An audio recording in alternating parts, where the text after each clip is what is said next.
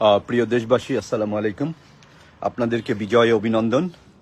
আপনাদেরকে একটা গুরুত্বপূর্ণ সংবাদ শেয়ার করতে চাই।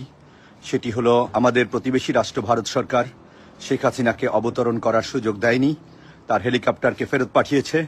আমি দায়িত্ব নিয়ে বলছি, বিমান বাহিনী সূত্র আমাকে একটু আগে নিশ্চিত করেছে উনি ক্যান্টনমেন্টের ভিতরে আছেন। আপনারা যেভাবে হোক ওনাকে আটক করুন এবং ওনার এই যে 15.5 বছরের গুমখুন, এই গুমখুনের হিসাব এবং শাস্তি নিশ্চিত করুন।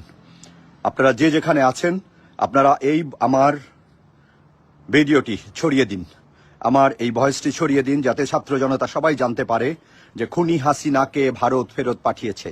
খুনি হাসিনা ভারতে অবতরণ করতে পারেনি, তার হেলিকপ্টারকে অবতরণ করতে দেওয়া হয়নি, সে এখন ক্যান্টনমেন্টে আছে।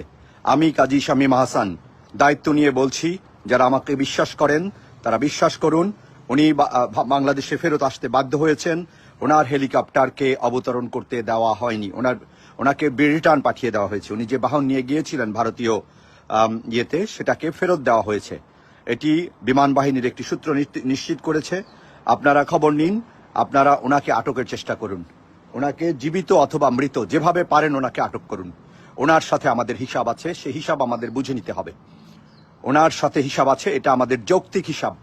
এই হিসাবকে এড়ানোর কোনো সুযোগ নেই, কোনো ছাত্র জনতার সুযোগ নেই। আপনারা ওনাকে আটকের ব্যাপারে সবাই মিলে চেষ্টা করুন। সেনাবাহিনী, নৌবাহিনী, বিমান বাহিনীর ভাইদের বলছি, একজন খুনিকে এভাবে ছেড়ে দেওয়া কোনো বিশ্বস্ততার পরিচয় নয়। আপনারা যদি সত্যিকারে বিশ্বস্ত হয়ে থাকেন, খুনি হাসিনা এবং হাসিনার সকল সহযোগীকে গ্রেপ্তার করুন। তাতে আমরা বুঝব যে আপনারা সত্যি সত্যি জনগণের পক্ষে কাজ করছেন। ধন্যবাদ। আমার এই ভিডিওটি আপনারা শেয়ার করুন।